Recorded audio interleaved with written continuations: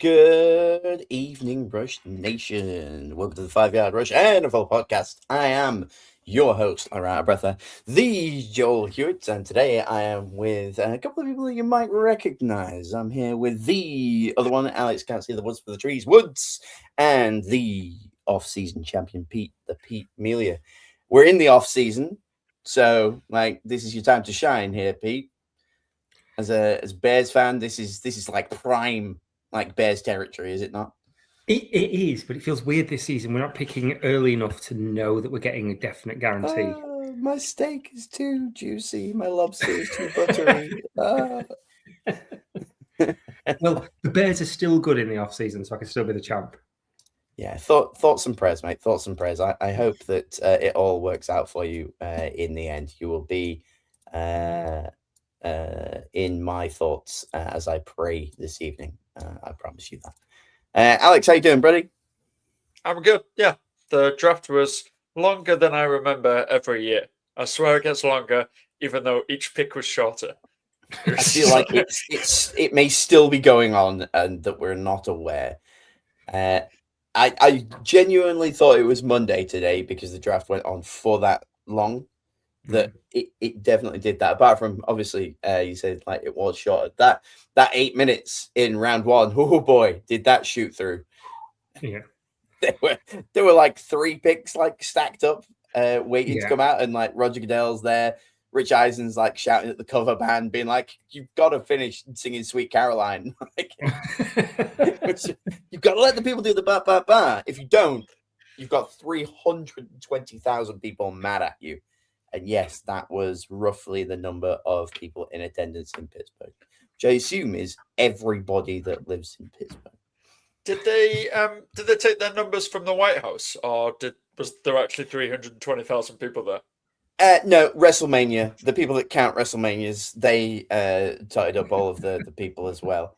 Okay. Because WrestleMania breaks records every single year because they include things like the people that work there and the people in the car park and so on and so forth, and families that are at backstage.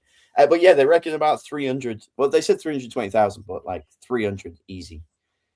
Just to be stood all the way at the back, and you've got to feel for them. Like I text a couple of mates, not you two, my other friends. Can you imagine being like a 49ers fan? You're there, you're in that big old crowd, everything's going off, and then they just trade out of the first round. And you just don't get to see it. You just get nothing. Everyone got to see something, and you went thinking you might, and you didn't. What would be worse, going there and not seeing your team pick at all, or going there and seeing your team have a really terrible pick that you hate, that just puts you in a bad mood? Like Bills fans with Josh Allen a few years ago. Yeah, how disastrous that was. Yeah. There are no bad picks in the first round, I'll have you know. Probably not while you're there, at least. Everyone convinces one another. You'll be stood next to fans from other teams, and they'll be like, no, it's fine. You needed a punter. Oh, gosh. Tell Sean McVay that. I was about to say, can you, do you want to be Leslie new PR guy? Because that is some pretty optimistic stuff right there, Joel. I mean, for the experience, there's nothing that like there are no bad picks because you got to be there, you got to see him, they got to hold the jersey, do their special handshake with the goods. Which, by the way, I want to know, like, does he just spend the day with them, being like, right, I'm booked in to see such and such. Do you have a special handshake? Are we doing a hug? And then does it say on the card? Like, what? How does he know and keep all of these like handshakes going? He just has like a DAP XL. Absolutely. Yeah. Just before he walks out, okay, and that one and E17. Right, got it. Yeah. Love it. Yeah. I did see one clip of one chap teaching him a celebration, but I think it was like post draft. So it was like, so I don't know. I will find out for the next time around. Pete, how are you? Did you enjoy yourself over the weekend? Yeah, I did. It was really, the weather was good, which is for the first time all year. Bonza. So weather was good. It did feel longer the first night of the draft, but I think that's just because A, it's really late, and B, I'm getting on a bit. So I think it feels longer because I'm older and I'm just worried about my sleep. But it was nice on Sunday just to be able to, on Saturday, sorry, just to be able to stick it on in the background and just enjoy your day and basically have the draft on all day. Interspersed with watching York Rochdale and the drama that. Like even I was like on the edge of my seat for that one. I'm enjoying seeing a lot of crying Rochdale fans like, we're going to be promoted, and then Nope. I mean, that's a nope. I mean the 2-up rule in the first place is absolutely dumb. In National League, it's not the first time that two teams have finished with over 100 points and one of them hasn't got promoted. You'd think in Wrexham Notts County a couple of years ago.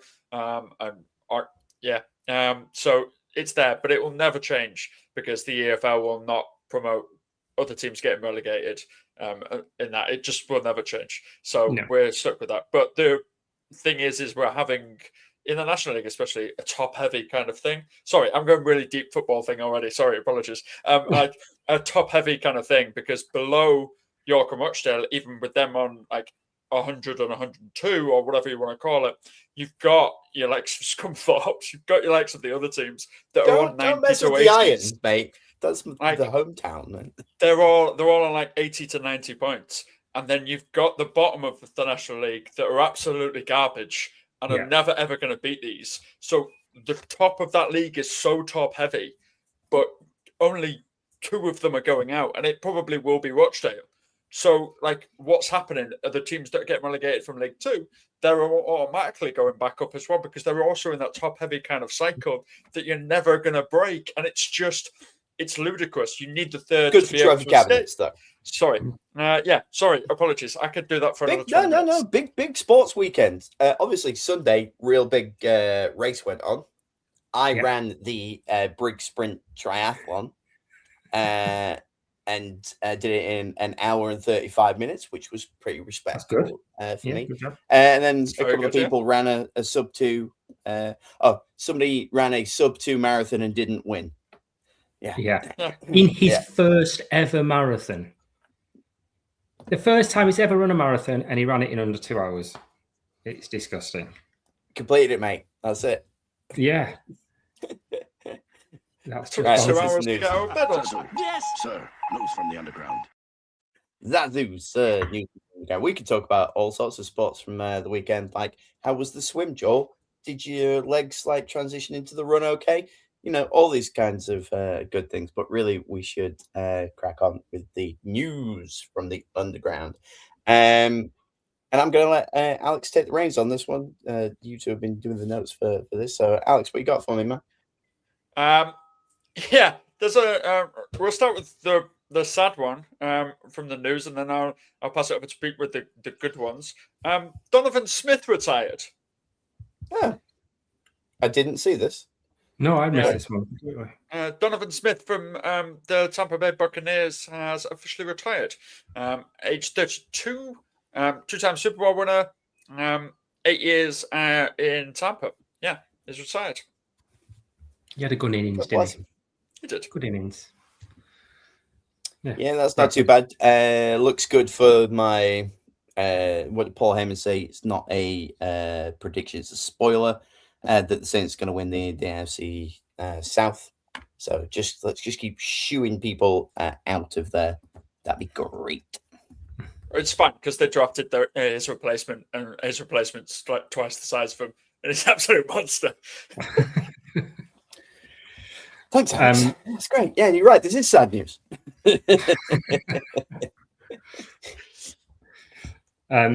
In some of the draft news, a little bit that we probably won't talk about, a couple of cool players that did get drafted from we've got 2 players from the IPP, the International Player Pathway, which is really positive news.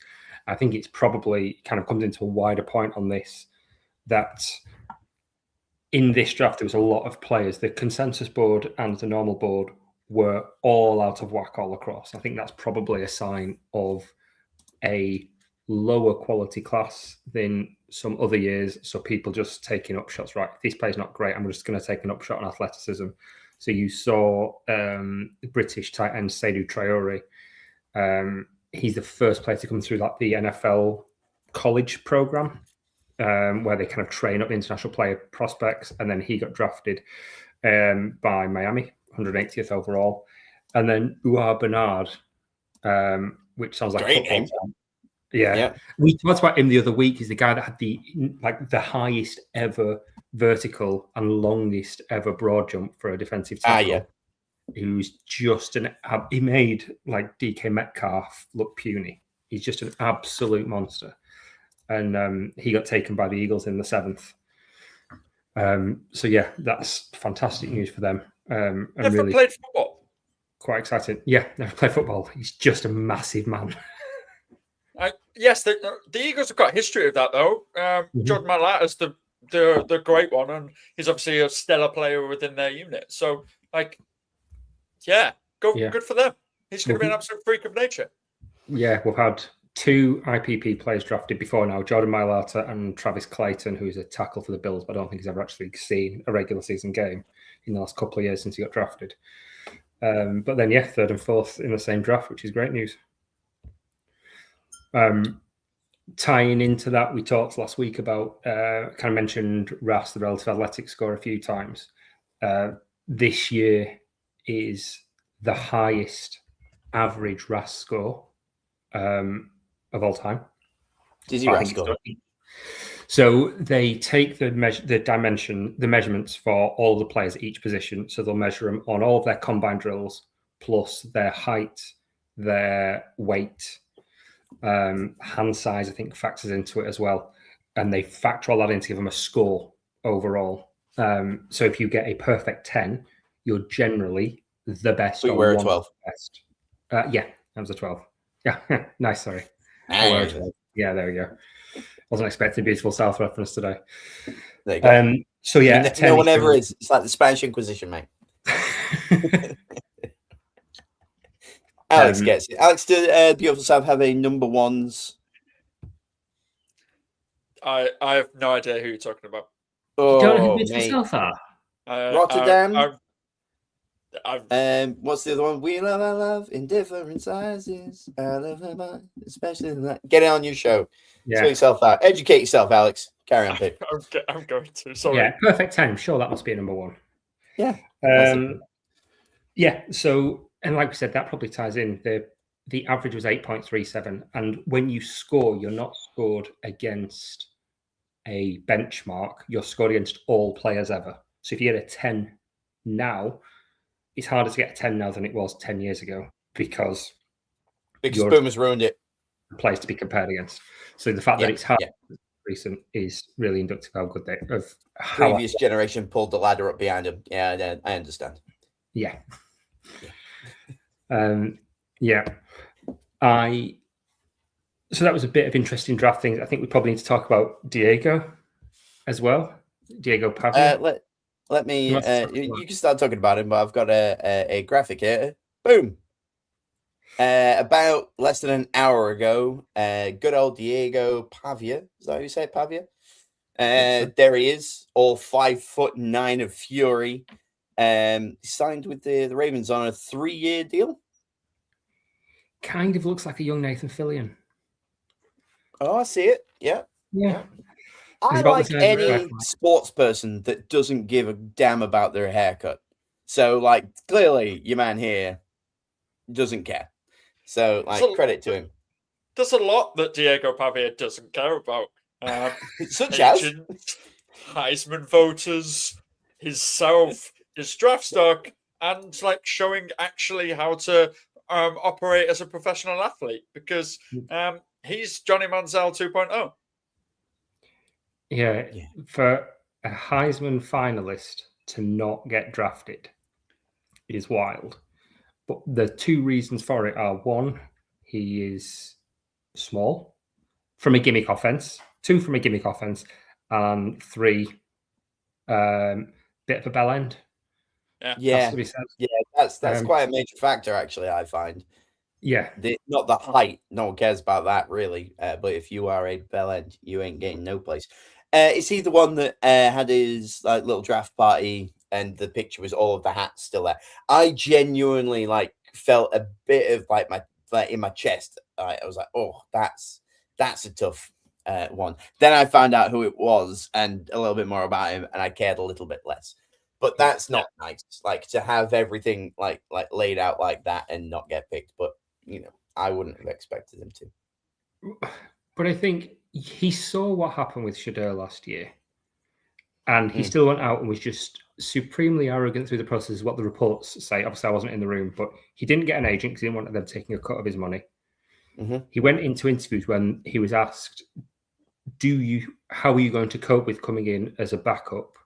How are you going to manage that transition from being a starter? He said, I'm not coming in to be backup anyway, I'm coming in to start. It's like, know your lane, and if somebody tells you that, that's what they're kind of that's a leading question. I don't know what team said it to him, but if it was Arizona, he might have had a shot. If it was Kansas, probably less so. Yeah. I have a question, because everyone's going to be saying the same thing. We're lucky enough to be one of the few that have kind of gone live around about when the news is broke. The Ravens have signed him. He's an arsehole. That's not the point. What on earth are they going to actually do with him? Are we seeing him going out, being a bit Taysom Hilly? Is that their thoughts? Is he going to running back, receiver, like just maybe chuck a ball?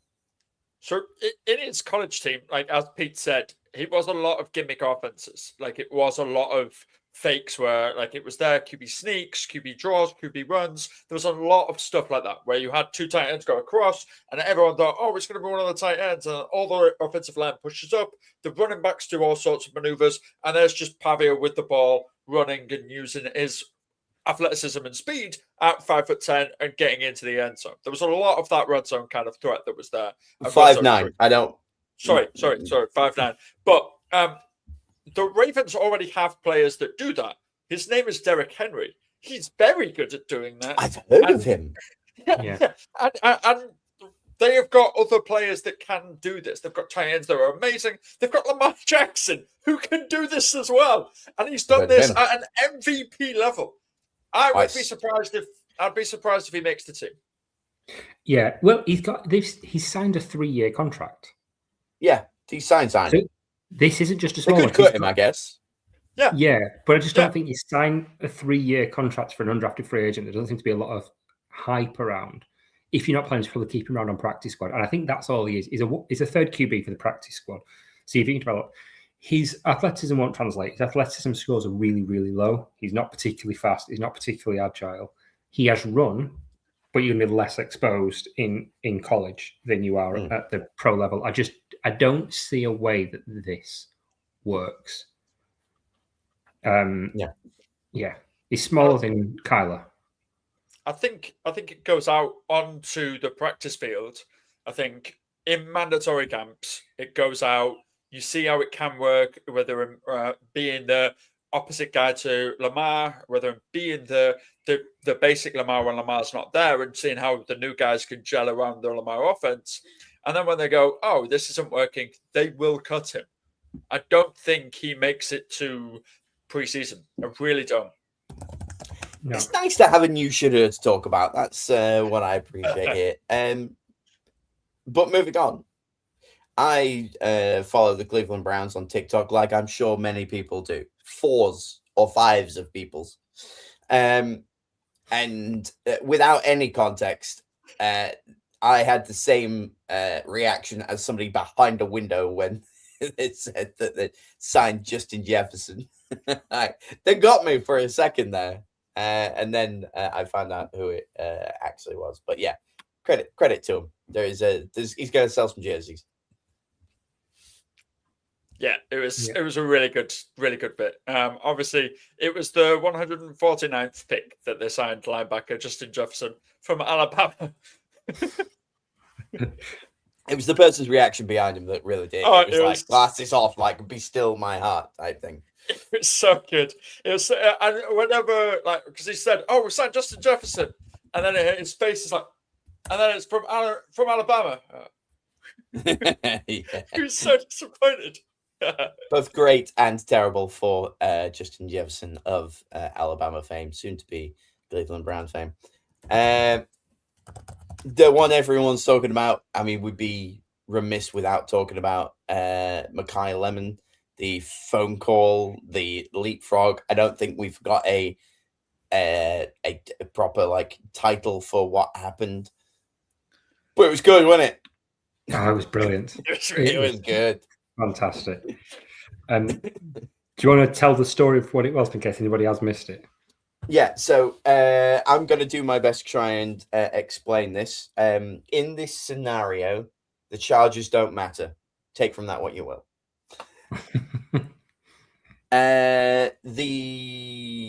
No, I've lost it already. The Steelers are on the clock. They are on the telephone. Oh, no, the Steelers not on the clock. Giants are on the clock. No, the Giants aren't on the clock. The Cowboys are on the clock, are they not? Yes. Sorry, yes. Yes. Cowboys are on the clock. The Steelers are on the phone to your man, Makai Lemon, saying, hey, great news. We're picking next. You're our guy. He's probably crying into his very expensive sunglasses. And at the same time, in like a cool, really twiddly mustache, tie a dame to a train track move, the Eagles somehow made a deal with their division rivals to jump ahead of the Steelers while the Steelers were on the phone and drafted him from under their nose, which I thought was great. And I believe the Steelers are kicking up a fuss about tampering or some kind of thing, but yeah, who knows? It's or the other way around. I think because the Eagles couldn't call him. So the Eagles are saying that the Steelers were purposeful, well, not knowingly, but they were purposefully tying up the phone line. They couldn't get through to him. You should be able to make that call, kind of stuff. I wanted more of a surprise on his face, to be fair, when he got drafted. I wanted just waiting to be like, oh yeah, I'm not going to be a Dallas Cowboy, and then his name goes like, what? But yeah, I think the fact that he was mid phone call and knew he was getting drafted, so the emotion is already there. And then his agent is telling him, "No, it's the Eagles, the Eagles, the Eagles." And then he's like, "Hang up the phone," and he's trying to talk to the Steelers guy while this is happening. It's like, "Oh, what's going on?" Ah! Gotta go. Just got a job offer. It's bonkers as well, and they've offered me more money. Bonkers, wasn't it? Because last time the Cowboys did a trade for the Eagles to trade up into that position, they got Devontae Smith. So if it works out just as well again, they'll be very, very happy. And it probably does kind of put the nail in the coffin on the A.J. Brown Philadelphia Eagles relationship. Yeah. I mean, could you imagine if that trade doesn't go through and you've got Jalen Hurts not throwing to A.J. Brown, Devontae Smith, and Makai Lemon?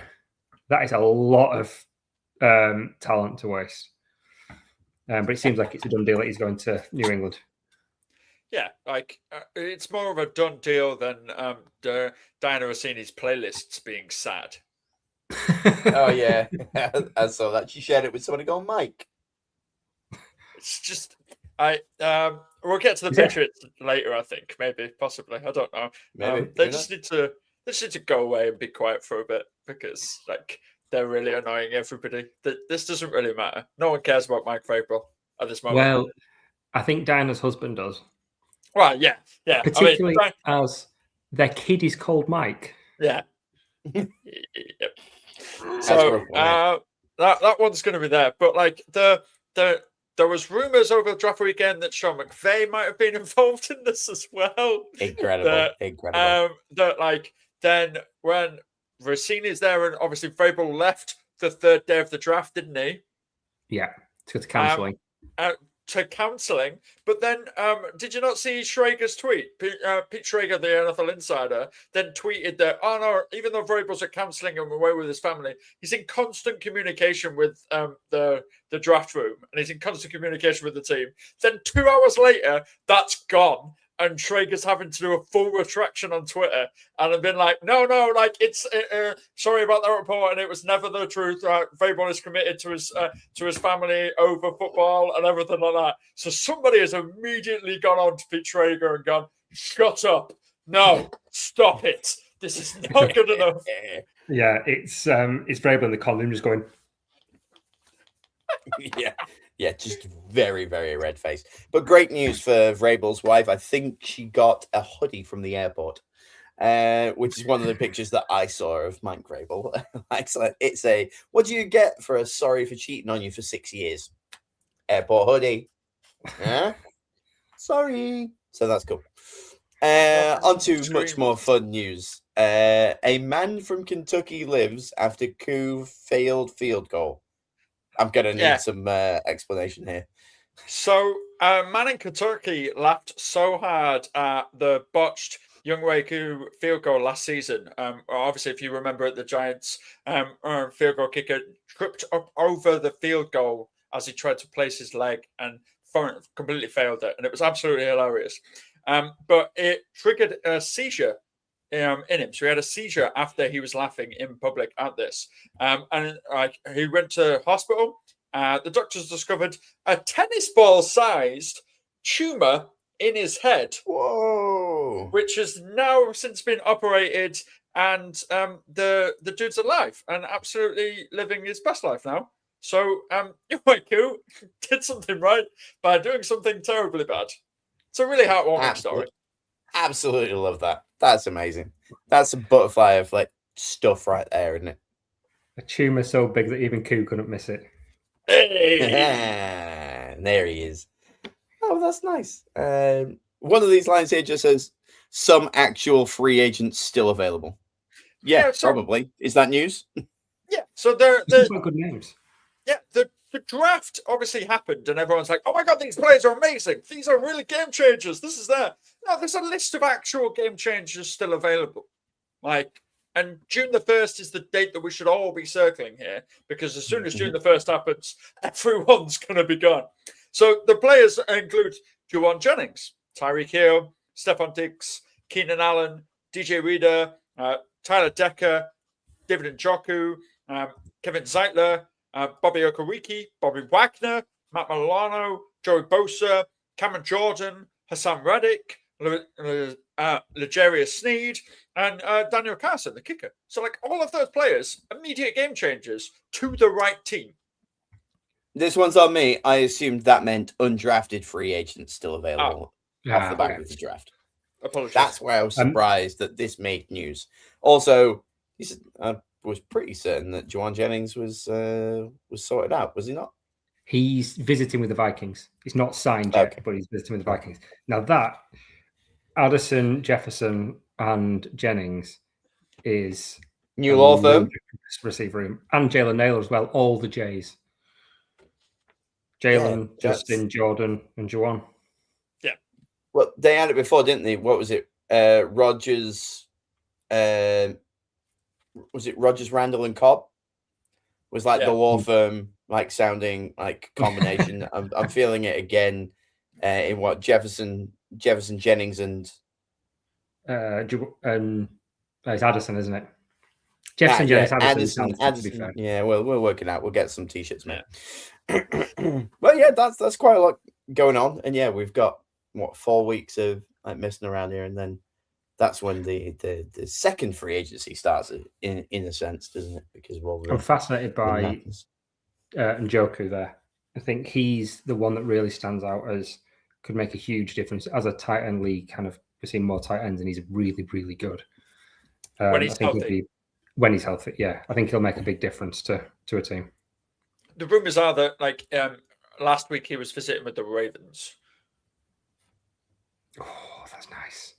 Not for Browns fans. The Browns fans are sucks. But it's the Cleveland Browns, and as long as they continue to prop up a horrible human being and give him the best job in all of sports, they can suck it. Oh, and he's probably going to start, isn't he? Deshaun Watson. He's first team reps, Yeah. Boo you, sir. Which is why this will be the only time that we say they did have a good draft, but we're not going to acknowledge it on this podcast because they're horrible. Yeah, they've got so many good receivers again for him to miss that it's I don't want to prop it up. Yeah, boo Cleveland Browns, boo. Make bad choices, man. And then the last news story is Falcons signing Avian Terrell. So this, I don't know if you saw, this was a really, really nice story. When I say signing, they drafted Avian Terrell. And his brother, AJ Terrell, also plays for the Falcons. So they were there in the room. So he got drafted the same team as his brother, which I thought was really, really nice. A bit like when it happened with the Seahawks. Yeah. Yeah, a few years ago. I just thought that was a really, really nice story. I really appreciated that. Very emotional in the room when it happened. That one was the Seahawks one was a little different as well, wasn't it? 'Cause didn't one of them only have half an arm? Yes. Yeah. Yes, I remember him. He was pretty cool. I can't remember his name. So. No, their names have gone, but I can remember both of them because his brother only played like 2 years and then retired because Shaq Griffin. That was it. His brother only played like 2 years, but the other one, not Shaq, the other brother played a lot longer, didn't he? They played like 4 or 5 years longer. Yeah. Before we go on to the topic of the week, I think I'd just like to have a look at how we did as drafters. Obviously, we had the one and only Big Board Draft Spectacular annual Draft Spectacular, and once upon a time, the NFL.com used to be able to do it where you would make your choices. You get 5 points to be bang on, 3 points if you were either side of the pick number, 1 point if they were drafted in that first round. So I've taken our results, that scoring, and I've also added a bonus point if we picked a player for the right team but was taken elsewhere. Either they traded down, still got their guy, or they took him like somewhere else than what we thought. And some of the results, we got 51 points out of a potential 160 odd, which would have to be the perfect draft. That's never going to happen. But this is pretty damn good. We had 3 bang on, 6 within 1 either side, 17 elsewhere in the first round, 1 team bonus, which means we picked him up for the right team, just in the wrong spot. 6 misses, but we took 26 of the 32 players drafted in our mock draft from there. And a couple of little breakdowns from there. The 3 players that are bang on, Mendoza, Bailey, is it Ione? I think I did this last time as well. Ola Vega Ione? I think it's Ione, yeah. I think that's right. They were the bang-ons, and then either side, Jeremiah Love, Mansour Lane. I'm not actually going to keep pronouncing all of these names because I am rubbish. So pretty decent that we got around there. And then the Caleb Downs, we predicted him as 12th for the Cowboys. He went 11th because they moved up 1 spot. We were bang on, but for whatever reason, they went up 1 to get their dude. Clearly, whoever was on the phone was like, "We're taking Caleb down. We'll do it. Don't think we won't. Swap." And it's like, all right, fine. They really jurred. Some complete misses, and I would like to know what you guys think of some of these, and if we know if they've gone anywhere. Because we had, these are our 6 that didn't make the first round. McCoy will come to shortly. I'll actually discuss him in a minute in a bit more detail because he's the obvious one, but we'll come to that in a sec. Avian Terrell, obviously, we just discussed, went to the Falcons. I think that was a draft of need for cornerback. Most of them went early second, apart from McCoy. McNeil Warren was the big surprise for me. He fell a lot further than I expected him to. And I think that was the butterfly effect of the Vikings taking Banks. Yeah. Because they didn't go safety. Everyone expected them to take Tiedemann. And when they didn't, I think it just snowballed a bit like Rodgers when the Niners didn't take Rodgers and he suddenly just fell all the way down to the Packers. Yeah. I think that's what happens to McNeil Warren, which did he go to the Browns? I think went to the Browns and they got a really, really good value pick and quite late in the second as well.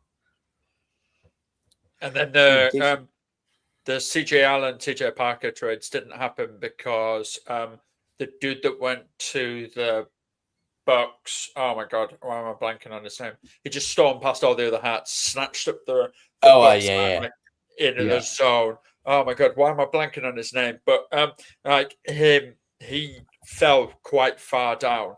Because we had him going like he went 15th, didn't he? Yeah, we had him going like Ruben Bain. Ruben Bain fell quite far down. So a lot of the other edges and the other defensive tackles that were going to be taken in there were like all also knocked down, which meant players like Kendall Falk and other players like that also suffered their drops. And we were like, yeah, Kendall Falk would be great as well. But obviously he dropped down as well. So yeah, there was a lot of like knock-on effects, as Pete said. But what we had in this draft was, instead of teams going best player available, they kind of went for need, because of what Pete's already discussed as well, is because it isn't such a talent heavy draft.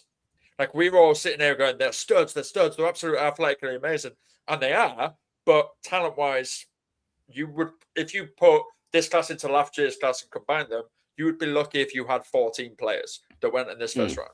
Yeah. That's interesting. And a couple on our watch. Your man who's, the rest of his name I can't remember, but his first name is just the letter R. I believe he got drafted. Was it Mason? He went to the Chiefs. Mason went to the Chiefs.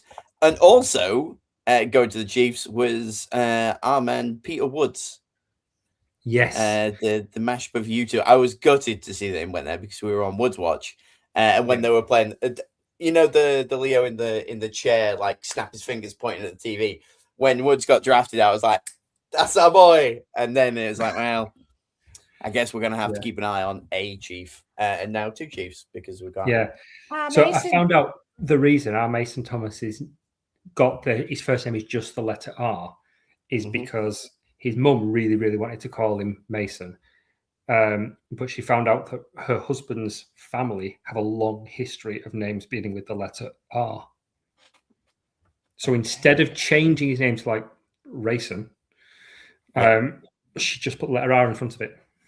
Like, we'll call him Mason. So they'll call him Mason, probably. Yeah. Go by his middle name, but the R is there symbolically. Yeah, for tradition. Incredible. Yeah. Incredible. I have the same thing in my family. Like, all the men in my family have the same initials of ACW. Really? Okay. Yeah. So, like, me, my brother, and his nephew, my nephew, his son, all have ACW. My dad did, and so did my grandfather.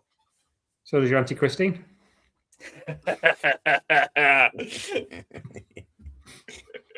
Good effort. Love that. On to the topic of the show, and I've lost the thing. There it is.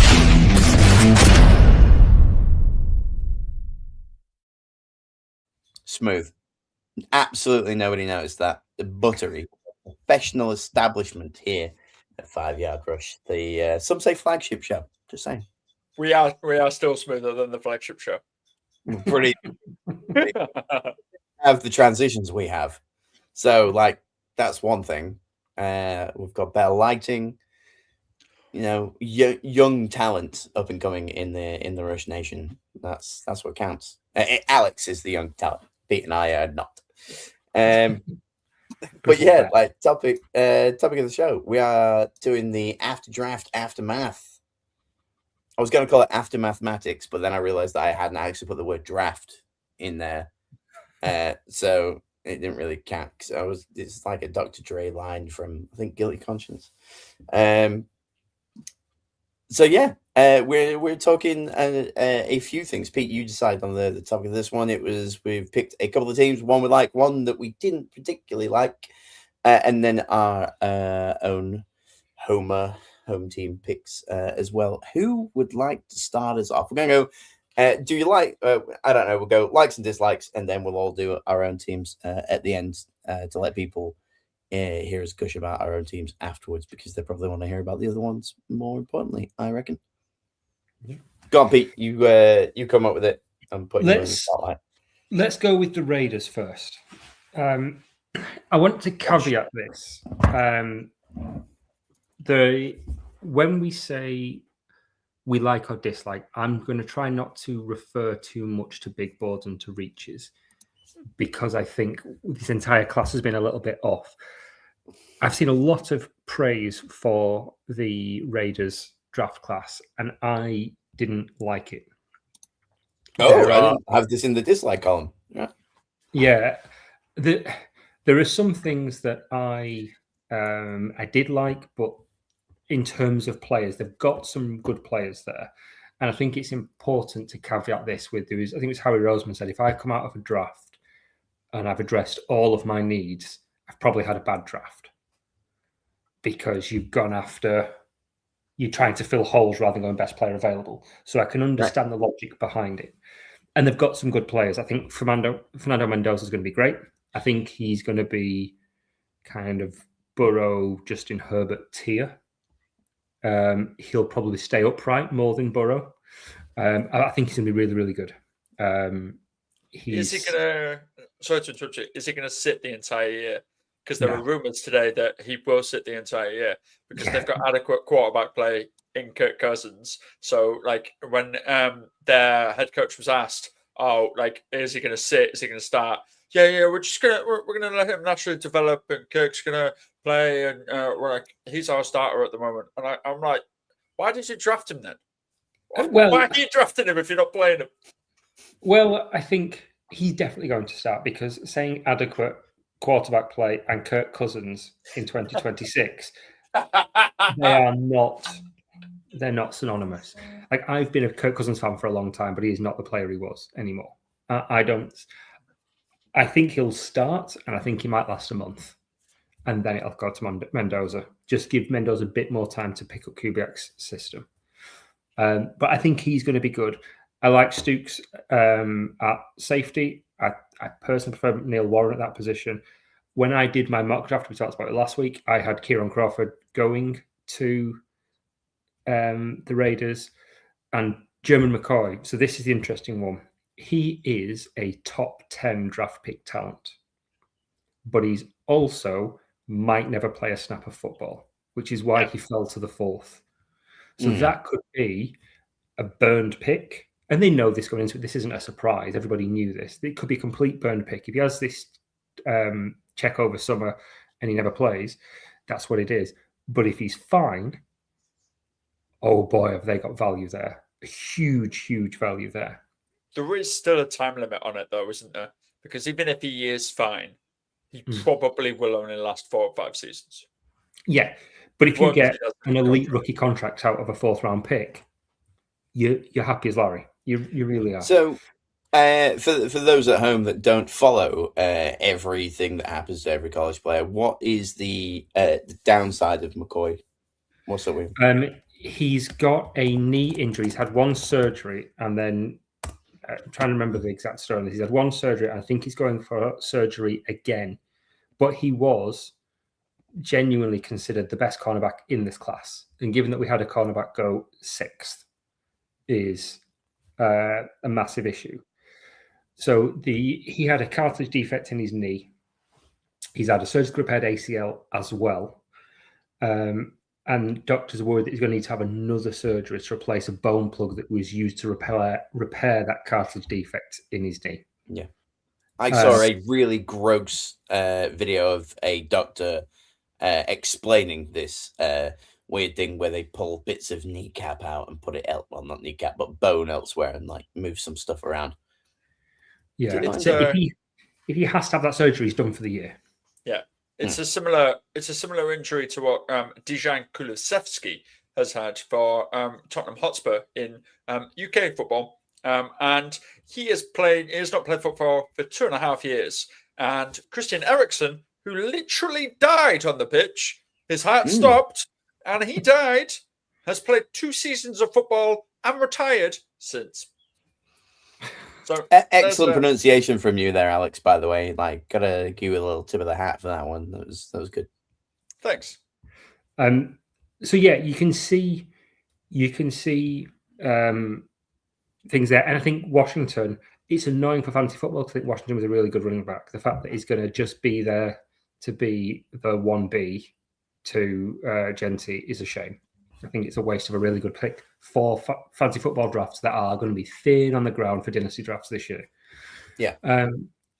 My issue with this class is that the Raiders had enormous needs. You've got a rookie quarterback that you want to put in the best position. They've invested a lot in the line, which I like, in their O-line, but he has the worst wide receiver room in football. And the fact that they've only done it with a very poor wide receiver in Malik Benson, whose only redeeming ability is that he can run in a straight line fast. He can't cut, he can't catch. He is a track runner. That's it. So I just don't see the fit there as helping him when it's Jack Beck and what's his face? Tyler Lockett, who's like 47 at this point in his career.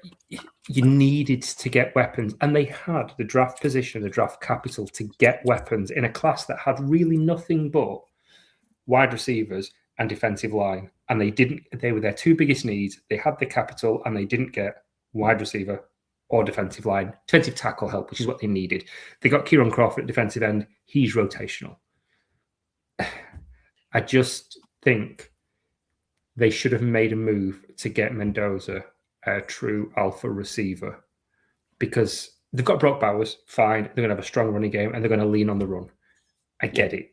But he needed something, because it's just going to stymie his development. Now, maybe they go and get Keenan Allen.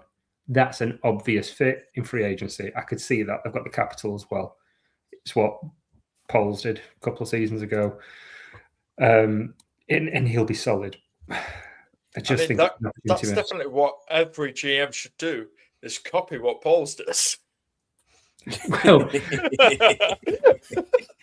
makes note more.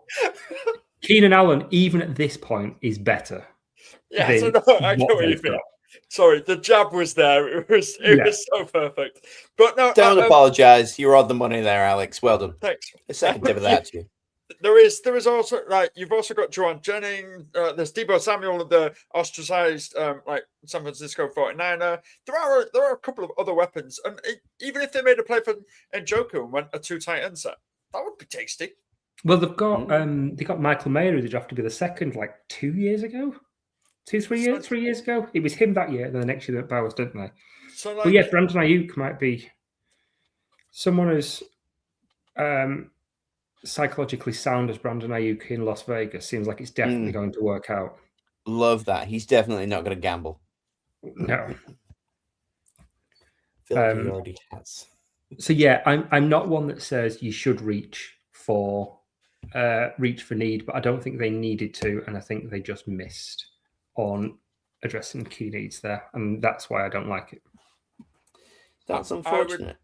I would also argue that they were so talent poor, they have improved massively.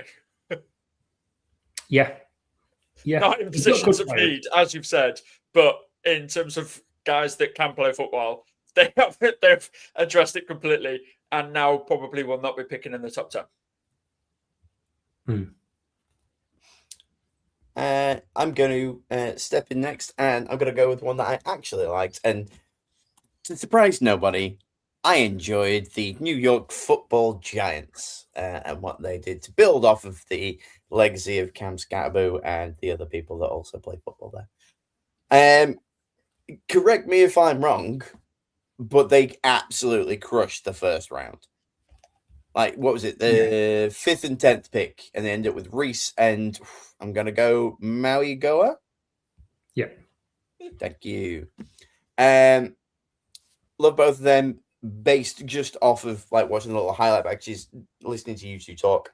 And just seeing that arguably the two best in their positions, or at least like right up there for the draft. I think they've addressed a lot of need from that. I was really pleased that they didn't end up with another running back, which maybe we'll talk about in a little bit. Because then that gives them exactly what they need. I don't have like a lot to say on these, but what I did really like is I've not written his name down, so I'm gonna have to spot him in here. Colton Hood. He was also the guy that was teaching the celebration to the Goods, Roger Goodell. I love cornerbacks, probably my favorite position. I think that has addressed a massive gap for them, and I'm a little bit jealous, which maybe we'll talk about a little bit later with the New Orleans Saints. So yeah, those were the highlights for me. I don't know enough about the rest of their draft. We're kind of getting into later round like dart throws for a bunch of these, but also like look at that graphic. Boom, the Pepsi generation. Look at that, it's cool, isn't it? It is. I think they have got the Reese falling to 5 was ludicrous. I genuinely can't believe that happened. He's just an absolute stud. I mean, that was such a no-brainer pick. You almost don't get credit for picking him there because they must have just put that card in so fast they got whiplash. They're on auto draft at this point, and they were just, oh yeah, clearly we'll just leave that one running. Yeah. I was really impressed with them. I think they've made good moves all the way through the off season, and a lot of players there that are really going to suit Harbaugh. Yeah, and his little face lit up every time it like cut to him like making picks and things. He was clearly in the conversation, pretty happy with it, unlike a particular, like, should we say, LA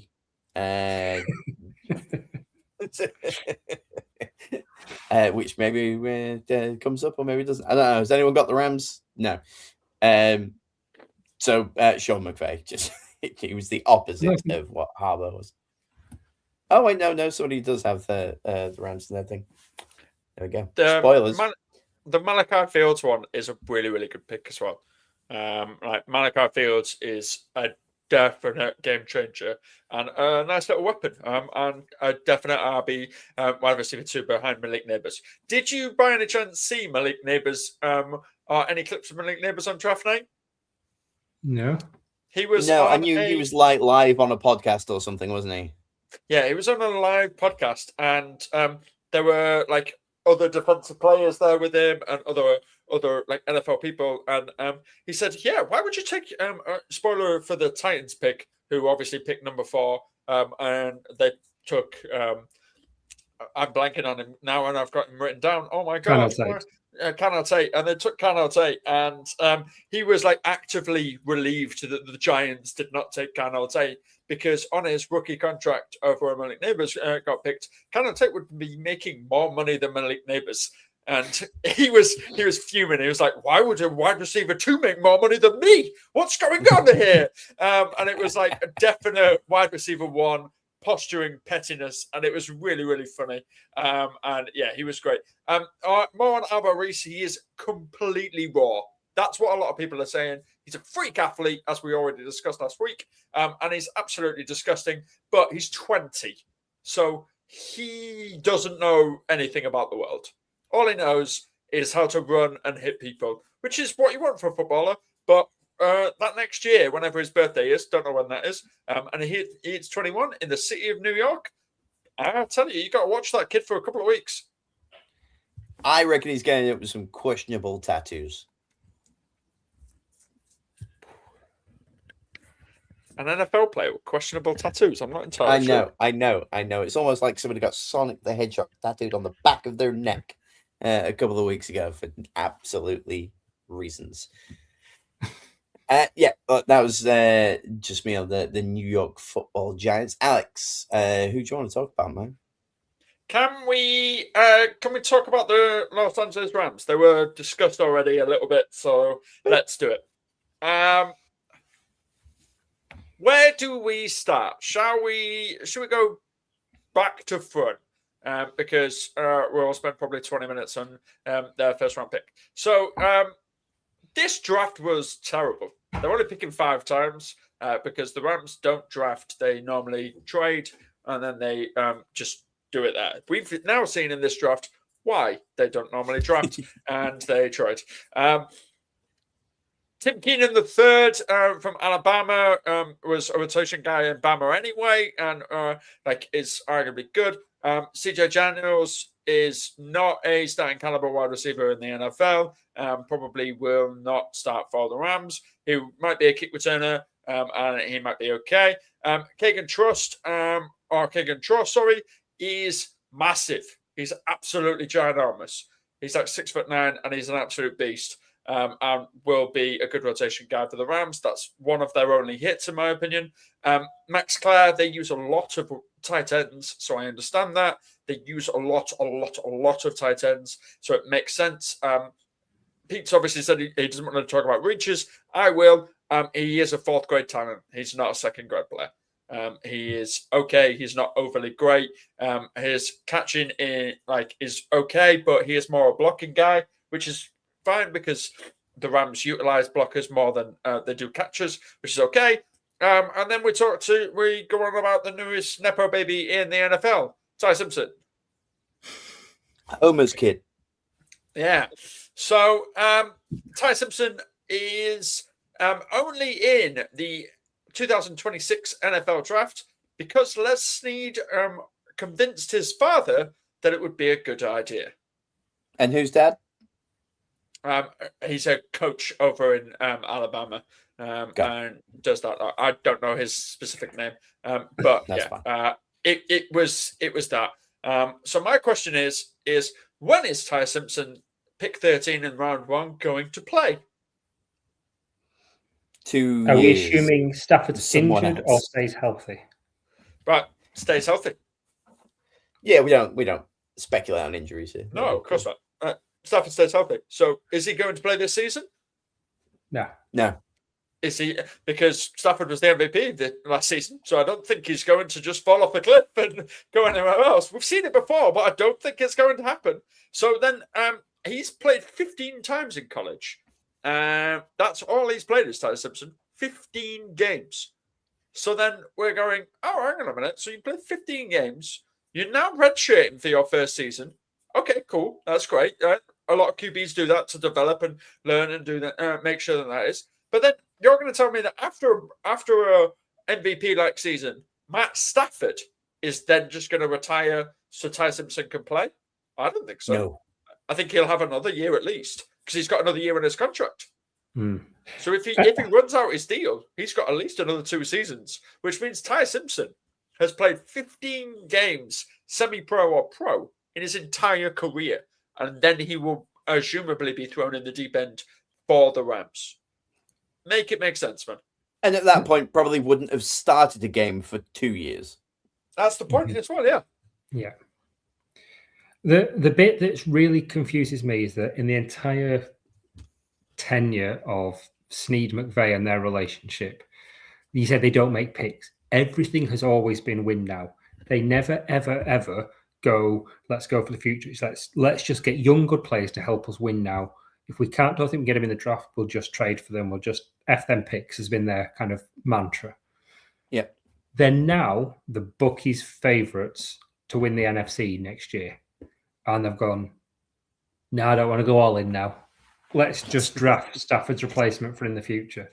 So unless Stafford has told Snead, because McVay came out afterwards and said, I wasn't miserable because of that pick. I just had some personal news and it was nothing to do with football.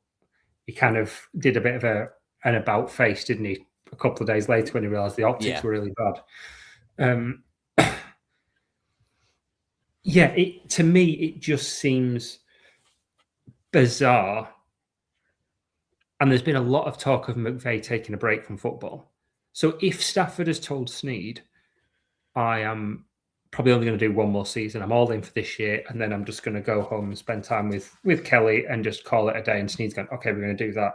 I would not be surprised if Stafford walks away and McVay walks away with him to take his break. He's been there he'll been there for a decade at that point. Yeah. Might even be a decade now. I can't remember. It was around that time. Yeah. And if he just walks away, then you've got, we've got an inexperienced QB who did look good, to be fair. He did look good on the field. He was probably the second QB in the class. I think that was the assumption all along that he'd be the QB too.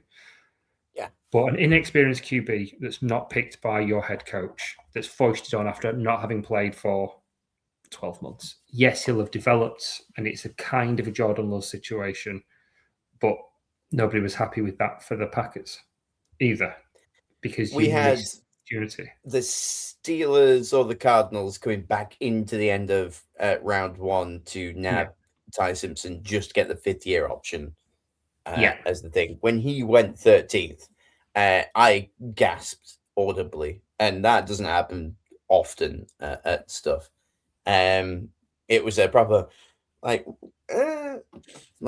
when all I'd been doing for 3 days is listening to people say, well, clearly the Rams need a receiver, and then they just don't. Yeah. We're in a position to get these really talented receivers. There's a good group. They could have got Mekhi Lemon. Would have just been perfect fit there, and they could have scored 70 points this season every single game, and it wouldn't have mattered. Yep. The situation that baffles me that is this craziness, and it goes on to what you said about the F them picks, go away, like we'll just trade for everything. Name me a veteran QB that wouldn't want to work with McVay. Name me. You can't name me that guy. Like, yes, he might want to take a break in a couple of years. Yes, he might want to do that. But like, Joe Burrow might get fed up with Cincinnati. Yeah. Are you're going to tell me the Rams wouldn't sell the farm for Joe Burrow? They would sell the farm, and Joe Burrow would probably go, "Yeah, let's go there." Like, F whatever I want. Make the deal. Make the deal. I want this. Even if Josh Allen suddenly decided he didn't want to play for Buffalo anymore, or too cold. It's too cold now. I want an LA dream. Yeah, that's great. Go on. Or Jordan Love. We just said Jordan Love. If he does it, yeah, great, amazing. Come over, and that's what McVay can do for the rest of his career. He can get veteran QBs forever because he's seen as this relaxed, chill guy that actually improves them. And his scheme is so QB friendly that he can do whatever he wants with it. And yes, probably if he took the time, he could develop Ty Simpson into this elite level minded guy. Because the one thing that everybody said about Ty Simpson, which is why he was going in the later first and the early second, is top tier defenses. They figure him out. He does the same thing over and over again. He'll roll out, fire off his first or second option. And then, he might use his physicality or legs, but it's only to gain short yardage because he's not an elite level athlete. Right. Okay. Amazing. Awesome. But he is quick to learn new systems. He's quick to get this. He's quick on the throw and quick on the reception. Great. Amazing. Awesome. But top level defenses don't do it. And that's not McVay's thing. McVay's thing is I can outcoach you and I can outthink you at every possible level. Yeah, if he turns out to be Jordan Love, who I think is a very good quarterback, if it's that exact same situation where you go, we had prime Rodgers, back-to-back MVP Rodgers, and we drafted Jordan Love at the end of the first. If you've got your QB of the future, but you miss your opportunity to get a wide receiver now with the MVP, your Super Bowl now with the MVP, it's not worth it. That continuity is not worth it because it's about the prize.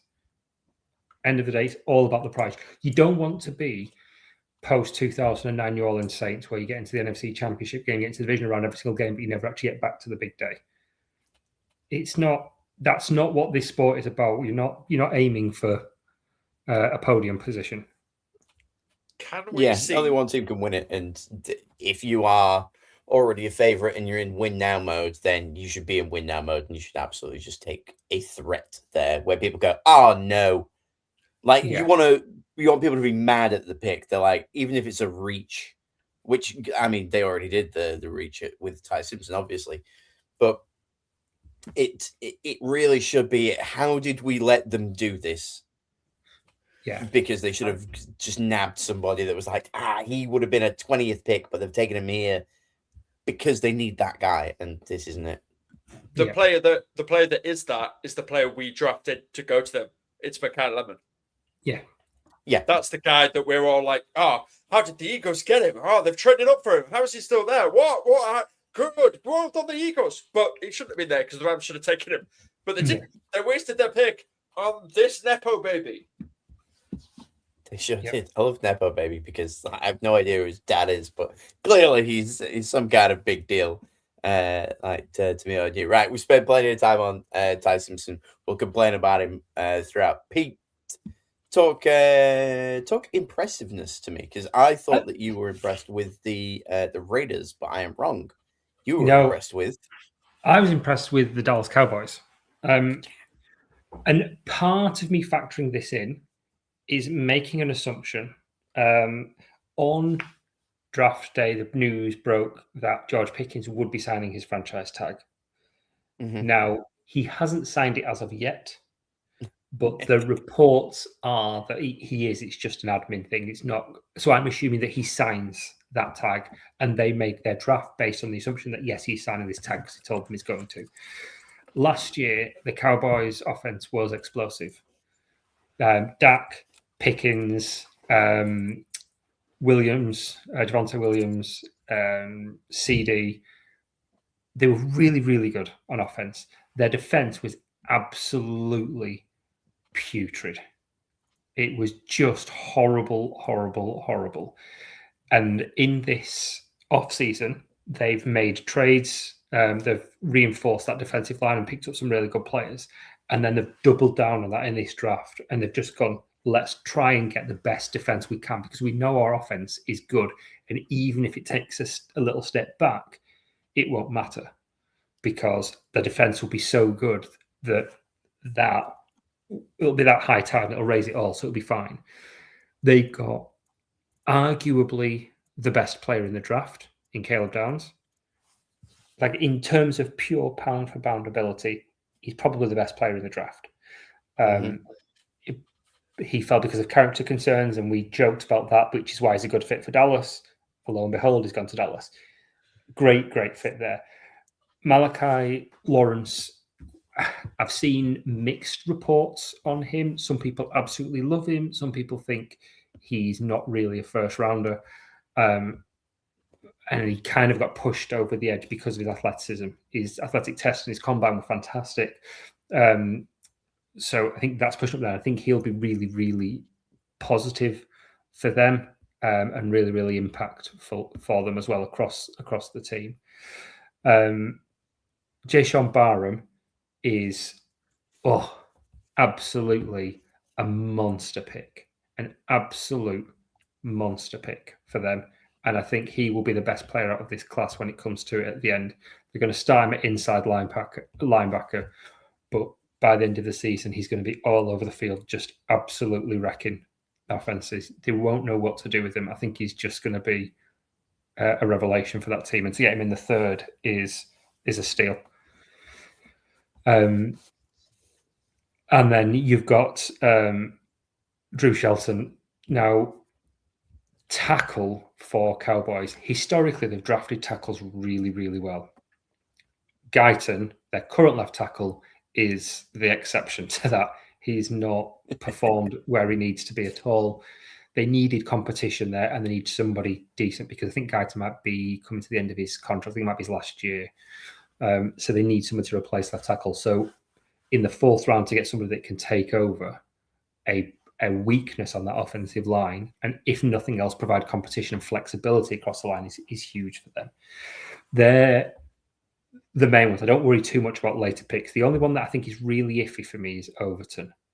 And I don't get, it's really confusing. His name is LT Overton, but he's a DT. You look at him and also go, he's playing left tackle. Left tackle, yeah. Yeah. He's defensive tackle. He's not athletic at all. His athletic scoring is appalling, and his productivity at college is really, really bad. So I don't know. He's very aggressive, and they might just like his attitude. But if the athleticism and the production aren't there, I don't know what they're seeing. They're seeing that he's from Alabama. Probably, yeah. But he's the sixth player off the board. I think if you've got 4 or 5 misses, I think Devin Moore, they probably should have gone for Malik Muhammad, but Moore is really, really good. I just think they've addressed that defense top to bottom this offseason, and I think it'll be a completely different unit. They've got a new DC, and obviously because Eberflus left and went to Pittsburgh, I think. which will help. And they've got new players, and they've got rid of some of the ropey ones from last year. So I'm excited to see Dallas this season. This is the draft the Bengals should have had after their season where their defense was absolutely terrible. Yeah. But they didn't. They doubled down on offense instead and paid all their offense. To every season. Yeah. Yeah. So I'm excited to see them next year. I think they're going to go from being a fun bad team to being a fun, really good team. And I would not be surprised if they win the NFC East. Ooh. And that's a tough division to win with a healthy Jaden Daniels in there as well. Yeah, and you heard me talking about the Giants, mate. Yeah. I think it's going to be tough, man. I think it's good. They could cancel each other out. Is the problem? They could all be that good that it's kind of the opposite of the NFC South, where the 3 teams were 8 and 9. Yeah. You could end up with 3 teams that have got 14 wins each, and still only one of them makes it. That kind of craziness. Yeah, decent. I'm going to move on to a bit of a dislike and surprising nobody apparently, because I dunk on the Cardinals a lot. I would like to preface by saying I like the Arizona Cardinals. I like the mayhem that they bring. And Larry Fitzgerald is my favorite wide receiver of all time, possibly player of all time, but we'll save that for a week where there is no news going on. I think I don't care how good Jeremiah Love is, all right?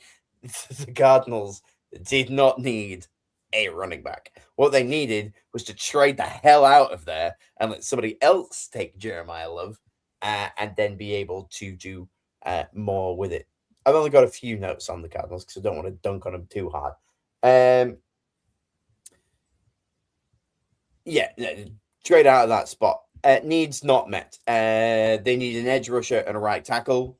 They got neither. Congratulations, Arizona. That seems like a weird move. And my other note is, who the F is Carson Beck? He was in Ice Age, wasn't he? Yes, he was. Yeah. Just think, look, I know like Arizona aren't in win now situation, but the Love thing is the special thing. I said last week Arizona were going to do something dumb, and I count them taking Love as the dumb move. It's like, great, you've taken this poor guy, you're going to have him for a couple of years, 3 years, 4, 5 years, whatever it might be, and you're going to Saquon him away to somewhere else. He's going to win the Super Bowl somewhere. Meanwhile, you've squandered his like early years with a team that really could do with things other than running back. Yeah, fine, they could do with one, and Jeremiah Love may be a generational talent, but good God, I just don't think that's the move for them. I know you two were high on him as a player. Does anyone think that was the right move for the Cardinals to do? No, thank you. Vindication. He has more guaranteed money than any running back in history. He's the most expensive running back ever. Crikey. And he's never played a snap. It's bonkers. It's absolutely wild to be doing that. Yes, he's good. Yes, he's a playmaker. Yes, he will help all of the field and be really, really good for them. They have I think PFF has them going to about the 23rd or 24th ranked O-line going into next year. They don't have a quarterback. So you've got a really expensive running back in probably a down year.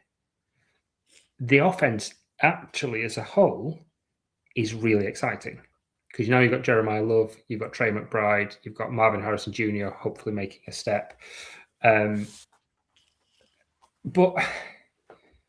what's the point? Tyrod Taylor at QB?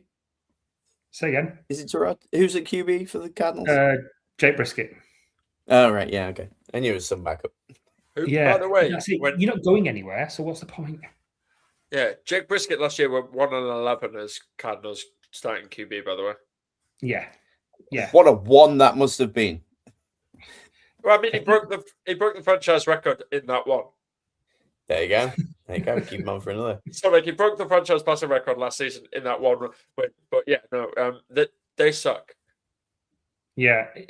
Yes. I get the logic of just get good players, and Jeremiah Love they might have had as the best player on the board at the time because he's an incredibly talented running back, but he's not helping them further down the line more than Reese is. It's like you say, or just trade back with the Rams and get 2 first-rounders, and then just pick a couple of good players. So that was something that was obviously looked at across the day. Was that is anyone going to pick it up? Is anyone going to pick it up? It was them and someone that we'll be coming to discuss in a second. The Titans were also the other ones that wanted to trade back. No one wanted it. No one was touching the 3rd and 4th pick. So they had to pick. Did they have to pick Jeremiah Love? No. Arguably, Carnell Tate makes more sense. Yes. Arguably, Arno Reese makes more sense. Arguably, even Caleb Downs makes more sense. Yeah.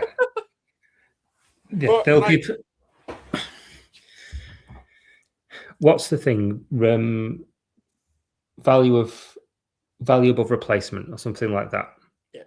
Is the replacement level running back that you could get at the contract you could get them for. You could pay top whack for a running back and still pay less than you're paying Jeremiah Love to bring them in next year to help a quarterback and have 2 elite wide receivers, assuming Marvin Harrison is what he was originally built to be pre-draft. But didn't they already do that this summer? Oh, yes, they did. His name's James Conner and Tyler Algier. Yeah. Yeah.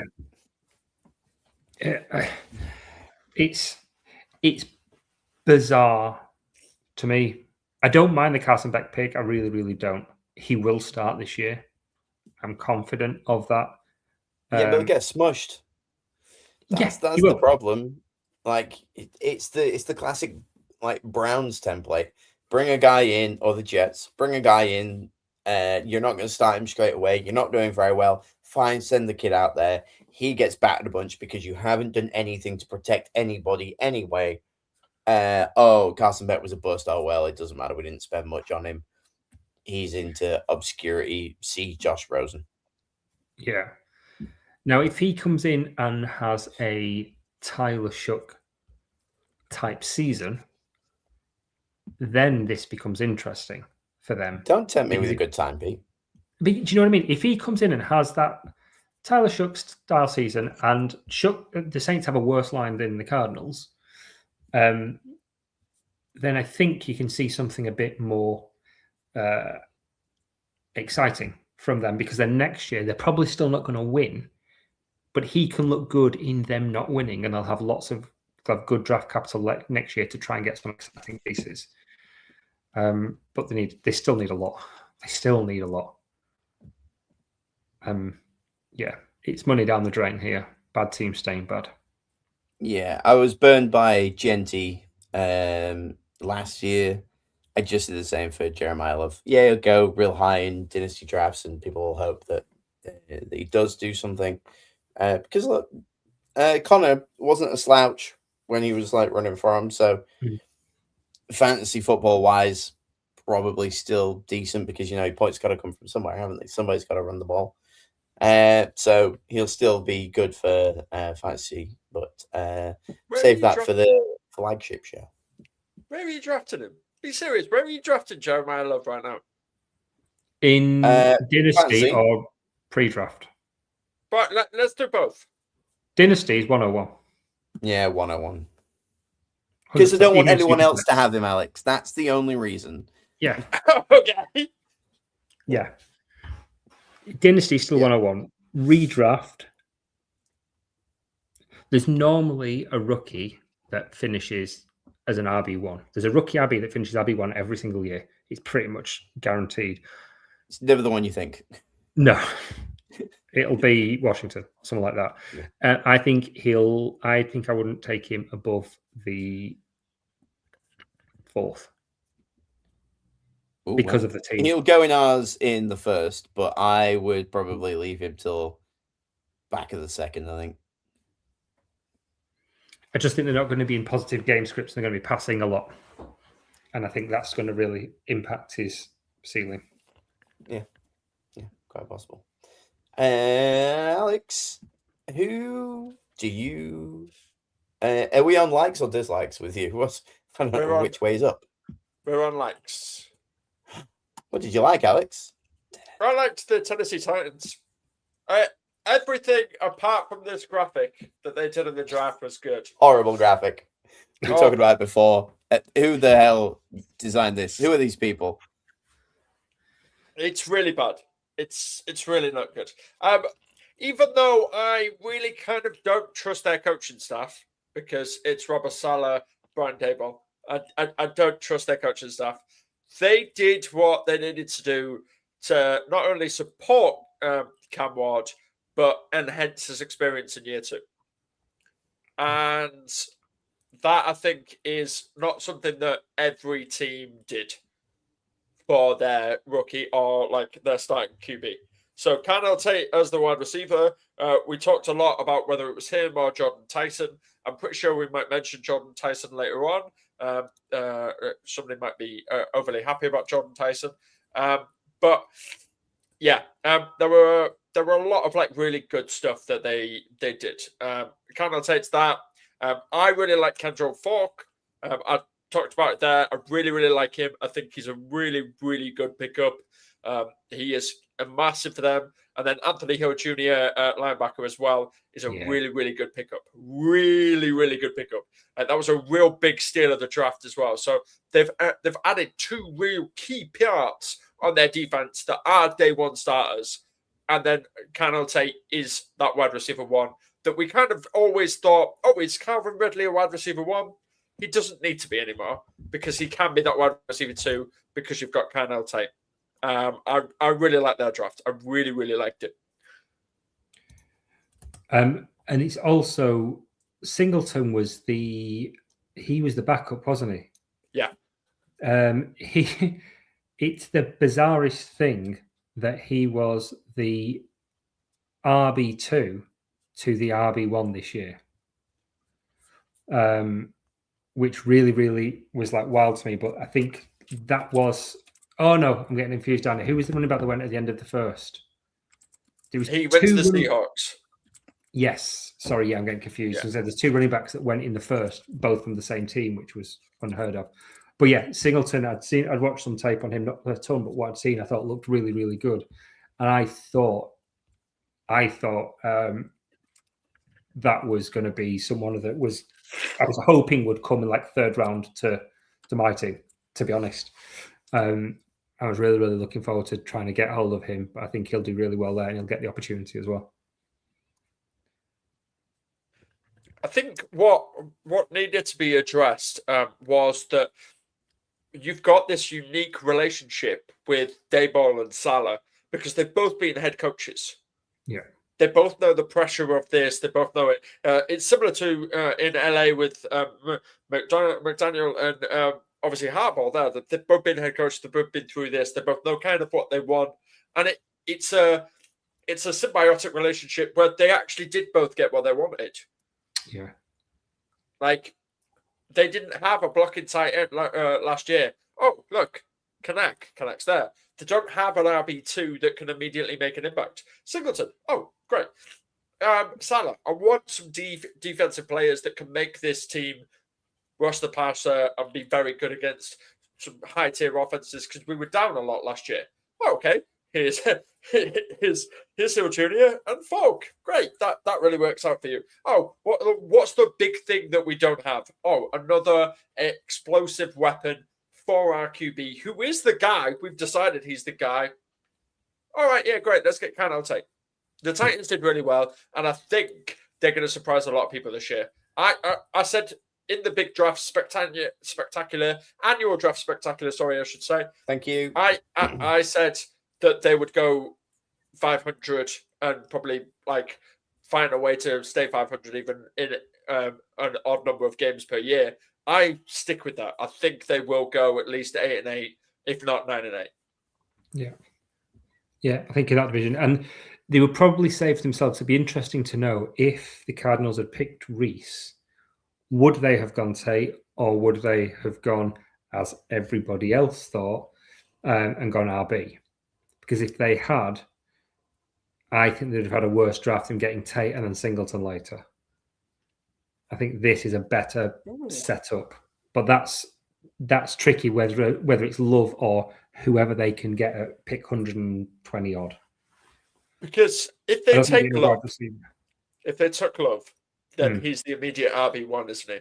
I think Singleton is. I think he's the immediate RB1 for them, for that team. Because I just think they've got a bad room. I think the options that they've now got really is incredible, because their own line wasn't even bad, and like the drafting of a guard and a center, who the center won't play center, he'll play guard as well. Like the fact that like they've managed to add depth pieces to places they didn't even need is really good, and like they're drafting smart, which is again so different for the Titans. Yeah. Save it for the Dark Horse podcast, which inevitably will probably come around at some point between now and the beginning of the season. Any more on the Titans, or should we move on to Pete waxing lyrical about his favorite team? Let's move on. Let's talk about the best team in football. Let me just find the graphic for the best team in football. There we go. Oh, swerve. Okay, there you go. Alex, take 5. Pete, the floor is yours. I was full tilt mode after day 2. I was really struggling with the lack of taking defensive end. And I'd said to you, I was ecstatic getting Tiedemann at pick 25. It was the biggest need for the team. They had Kobe Bryant, who they signed from the Seahawks, but they'd lost CJ, they'd lost Brisker, they'd lost Bayer. They needed another safety. And they've just got the best safety that they could have done. Downs was never falling to them. So to get that will be superb. It's really fast. It'll be really exciting for them. Loved that. And then after that, I said to you guys, watch, Poles is going to make a trade and move up to get one of these defensive tackles, because there was a real glut of, there's a couple of elite guys and there's a real glut of other guys at kind of late first, early second, up to kind of pick 35, 40. I thought that's the biggest need. He's going to move up and get them. And he didn't. Apparently he tried to move up and the cost was too high. So he stayed pat. He's drafted good players. Logan Jones is the best center in the draft. He won best offensive lineman, or best interior offensive lineman in the country, got an award for that. He's the best center, which makes sense because Drew Dolman retired and Garrett Bradbury's just on a 1-year deal. So they need continuity at line. I like that. I like Sam Roush more than other people do. He's the third tight end, but they play a lot of 13 personnel, much like the Rams. The T3 was rubbish last year, but he's more of a blocking tight end, but also he's got elite athleticism, which is one of the things that Bears have just prioritized all off season. They had, by NFL athleticism scores, they were number 1 in the draft. By RAS score, they were second to the Bucs in terms of average athleticism score for each of their players. So he's got that athleticism to break out and make catches, which is important for this team, because if either Kmet or Loveland go down, the game plan completely changes. So being able to have him come in makes a big difference. Xavier Thomas, I really don't like this pick. I really don't. He's lightning quick. 4.28, 40. He's so fast. He's had a bit of an interesting story. He might turn good. He was starting to get game time at college and just playing really well. Then his head coach got fired. He transferred to LSU, was a backup, then got into the team and was starting to make waves as a first teamer. And then his head coach got fired mid-season. So he's never really had that fair shape. But I still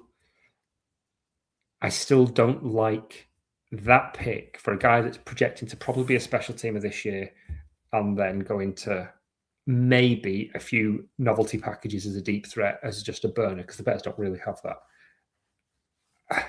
I'd rather have packaged both of those thirds or one of those thirds with the second to move up and get a defensive end or defensive tackle and just reinforce that line because it's needed. Muhammad, I think, is a superb pick. He will be starting for the Bears before the end of the season. And I like Sean Elliott as well at left tackle. Last one is Jordan Vandenberg, the second, from an athleticism point of view, the second highest scoring defensive tackle of all time. On a RAS, he got a perfect 10 on his RAS. He's purely an athlete. His technique leaves a lot to be desired, so I don't see him starting anytime soon. But the upside is there if he can be coached well. And we know that Dennis Allen can coach well. And they've all have said all season is speed, speed, speed, speed, speed. So Tielemann's got speed on defense. Mohamed's got speed on defense. Keyshawn's got speed on defense. Vandenberg's got speed on defense.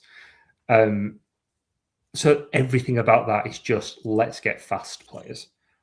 So it fits what Johnson wants to do. I think there's good players there. I'm just gutted that we couldn't have, in a team that's just about receivers and defensive tackles, we couldn't have got one. The obvious one to me was, even if you thought it was really expensive to move up for those top guys, Gabe Jackas, the defensive end out of Illinois, flipping Illinois as well, of all the places, he went 3 picks before, I think, Logan Jones, because the Patriots jumped the Bears to go and take him. Like, at that point, that felt like, are we waiting for him to fall to us? It wouldn't have cost much to move up 3 or 4 places just to make sure you go and get your guy and get a good, solid defensive end in the second round. And that was frustrating to me. But it's like that Raiders thing. They missed the most obvious need. Apart from safety, they got that. They missed some needs, but they got good players, I hope. I hope too. And the move to Indy probably help out with some of that. This is like a list of names that I will probably never remember because they're not exactly jumping off the page, are they? Like position wise, maybe having a corner if he starts to play out of his draft position from there. But everything else, just looking at it, is kind of a safe, not very sexy pick. Safeties, centers, tight ends when you don't necessarily need tight ends. A receiver that isn't going to do much apart from special team stuff. Pretty safe, but you've not lost a lot. You're coming off a good season. You're building from there. So again, depth and just a boring draft. Like, welcome to what other teams have had in the past. You don't always get those like first, second, third choices. If they get Jadeveon Clowney in summer, this draft has a whole different look about it. If they can so they still need that edge rush, don't they? Yeah. Get Austin Booker look good towards the end of the season. I like Montez Sweat, but they need another body in there. And Austin Booker still needs to take a leap for that to be a Super Bowl, anything like a Super Bowl quality defense. But yeah, get Joey Bosa and hope he stays fit. Get Jadeveon Clowney, somebody like that that's got something and they can work as a rotational piece. They can't be an every down defensive end, but they can rotate in there and cause problems. Then this looks more exciting. I think both of them that you've just named can't even do that at this point. Maybe not. Especially Bosa. Bosa was a shell of himself last season. He wasn't very good. Right. Okay. He was what very, a difference very bad. A day makes. Yeah, he was very bad. Just in between it. Sorry, while Pete was on his talk, it's been released that Russell Wilson had a free agent visit with the Jets today. Oh yeah, bring Fields and Wilson back together. All the Zach Wilson shirts will come straight back out, won't they? Hold on, Alex. Yeah. Alex, why did you not text me? I've got a specific.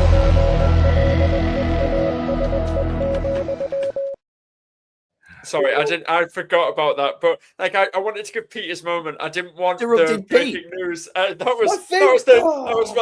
It was my thought, and I was like, no, we can't interrupt Pete in his draft talk just for Russell Wilson. We can. We probably should have done. I'm sorry. The next time that anything Russell Wilson or Jets related comes through, I will interrupt Pete for it. Any breaking news while Pete's talking, thank you. I do makes have me smile. I do have another one though. Wait. Pete, do you want to just say anything? I'm done.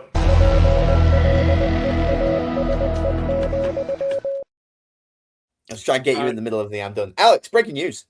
The Chargers have picked up Quentin Johnson's 5th-year option. Wow, big news. But why? The Chargers.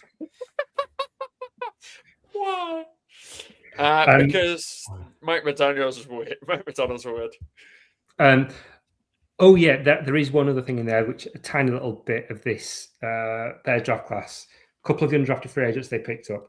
They picked up the quarterback that was Caleb Williams back up in college, which that was a nice little story. But the Vanilla Gorilla, you saw pictures of him. Caden somebody, the guard. If you saw him, he's got a mohawk. He looks like he's eaten a man. He looks like a proper. He should be in black and white. He's a terrifying looking human, and he's playing. Amazing. He's been signed on a deal as a guard. So I'm excited. I'm excited to have him on the team. Yeah. Now I'm done.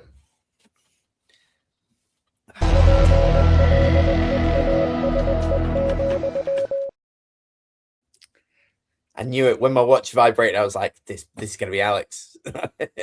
Alex, breaking news: the Patriots are eyeing Mike Tomlin as a replacement for Mike Vrabel. What? Mike Vrabel is, according to sources in the United States, Mike Vrabel might be expected to resign as of next week. It's breaking news. Moly. Wow. Now, after doing a little bit of a deep dive, and this is where the anticlimactic thing is, because when I saw it, I was like, right, this is breaking news. And then I did a deep dive, and it came from the Daily Mail US. So I'm not entirely sure that it's 100% legit, but it is going to surface, and there's going to be a lot of pressure on the Patriots over the next couple of days. And we all have seen what happens when the Patriots get pressure. They fold like an absolute lawn chair. So it's going to be great. Now, we thought this was over. And I said earlier on in the show, the senior thing needs to go away. Just needs to shut up and go away. Strap him, buccos. We've got another 3 weeks of this shit. Yeah, we are going all night. That's it now. Lock in, boys. We'll talk until this gets resolved. If he goes, what happens to the AJ Brown trade? Mike Tomlin ain't going to accept that trade, is he? Well, AJ Brown's wanting that because he wants to go with his old head coach, Vrabel, isn't he? Yeah. There's that relationship there. That's why that's the obvious trade, because of that relationship with Vrabel. That's why Bayard went there as well this offseason. Wow. And we got to break it live here on the flagship show, the 5 Yard Rush NFL podcast. In anticlimactic news, I guess, I'm going to talk about the New Orleans Saints and how their draft went. More brief than Peep. I do have my own little. There we go. You got to it's on my mood board. You have to manifest. All right. This is how champions are made. Pete didn't want it enough last year, the Super Bowl. I didn't see one pinboard of a poorly photoshopped Caleb Williams holding a Lombardi trophy. Well, you know what you're gonna get from me? A lot of horrible photoshops. You're going to do them. There's not going to be any AI photoshops. It's going to be you that does them. Yeah, I don't appreciate AI art. It ruins things. I am a Microsoft Paint truther. You would be surprised at how good I am at Microsoft Paint. Like I could work for Warner Brothers. Like, man, I used to draw all sorts on Microsoft Paint. That's an off-season pod, isn't it? 100%. I'll just draw while we're talking. Just see if you can guess who it is as I'm going through. And if they're the right color, that's also the bonus. Nobody ever checked my work. So yeah, really knows. We didn't used to have color pickers back in Windows 3.1. So you just had to go with it. There were only 16 colors, for Christ's sake. The New Orleans Saints, meet the team. One of the nicer graphics, but I think that's because the black and gold makes everything pop. Although it does look a bit like a Madden like MUT team as well. Yeah. Which I've just realized as I've kind of said that. I very rarely get sexy picks as a New Orleans Saints fan. And when I was like angling for the tank this past year, it was kind of disappointed that we ended up doing well and we ended up like picking it a little bit later on. But boy, do we never end up with what some are saying is the best wide receiver in the entire draft. Some being Alex. Good God. Like I think this might be the first time I've ever just kind of like leapt out my seat at a draft pick by the Saints. I mean, at the time when it was everybody like commentator was going, clearly they're going to take Jordan Tyson here. And it kind of like, I needed to mute them, I think, maybe next time, but we won't pick that high next time. So yes, this is great. You know that I'm a Shuck fan. I'm a mother Shucker. We've got Olave on his 5th year. Look at his little smile. We've got Olave on his 5th year prove it deal, which is cool because now also Tyson can relieve some of the pressure coming off the back of him. We also picked up but don't need Oscar Delp at tight end. We've got Noah Fant and Juwan Johnson there, which I'll come to a little bit later. But we are attack appears to be the plan here at New Orleans. And that's the more fun. I know we've had a relatively good defense for a while, and defenses win championships. But you know what? You still need to score points. So let's try doing some of that. While I don't actually think I saw a single Carolina Panther drafted, I assume nobody told them that it was happening. But they just show up. They've told them that it's this weekend. They're going to be embarrassed. I didn't see enough from the Falcons. I didn't see enough from the Buccaneers. So, you know, I'm saying it. New Orleans Saints, NFC South champs. And other people are now starting to say it, by the way. I was on this during the 5 stages of the grief of the offseason. I'm ahead of the curve, and I was last year. Apparently, my superpower is picking NFC South champions. So, like, take from that what you will. That and being able to heal wounds slowly over time with a bit of a scab on top. I assume that that's just something I can do. Couple of the other bits in there. It's not all great. Oh, hold on. I'm gonna stick on the receiver thing. So, interesting fact. The Saints took 3 wide receivers, which is the most wide receivers they've taken in a draft since 1989. Wow. Yeah. 3 whole receivers. They haven't taken that in 30, 40 years, 45 years. Oh, gosh, that is some time, isn't it? And they also, one of them was Trey Lance's, I'm going to call him little brother, Bryce Lance. And they have him down as a, quote, developmental 6'3" wide receiver. So that could be kind of fun. There's also another dude that's a kick returner whose name I didn't write down. Is one of you men down here, but I can't actually read any of that. Mr. Brown. Yes, I can't see his first name. But yeah, he's actually quite a good kick returner. I saw a little bit on him before the show because I thought I'd do a bit of delving. So yeah, here we go. Bunch of receivers in New Orleans. Christian Miller, and I'm just quoting the owner on this, love the player and his versatility. Fine. Yeah, don't hate it. Don't know if we particularly need it because what I wanted, and I've got a little sad face here, is we need a corner. We did take Lorenzo Styles, which is Sonny Styles' brother. We've got a bit of a brother theme here in New Orleans. So we've got Trey's brother and Sonny's brother. And they've got him as they were calling him a DB in every thing I've seen people in New Orleans talk about him. Therefore, it's possible that they don't like to. It's very jazz. Like the labels. Like no one really. They're all just DBs, man. Just let them. They're free range. Right? You would want eggs from the DBs in New Orleans. They can play wherever they like. So it's possible that they flip him over, and that'd be quite nice. Going to move on to Oscar Delp, which is the pick that I didn't enjoy at all.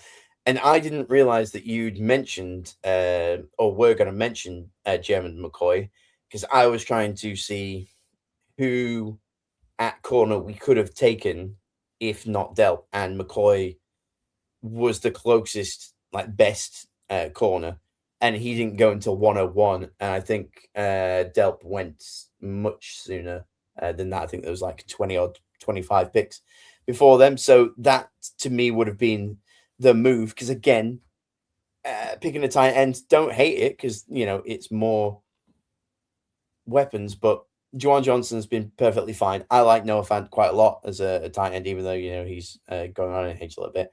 I can eat my words, and tight end's one of the more fun positions in my opinion. But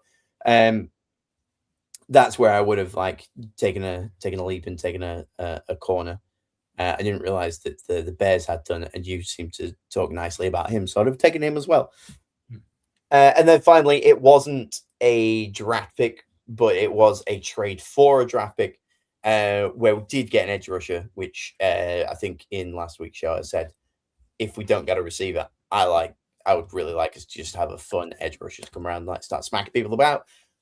We traded Tyree Wilson from the Raiders, who was the 7th pick in the first round in 2023.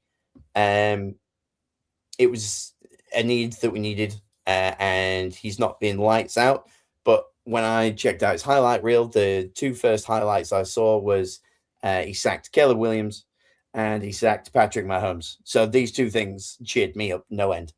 And the Mahomes one was for a safety as well. So, bonza.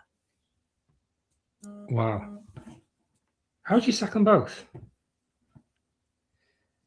At the same time, he's just that good.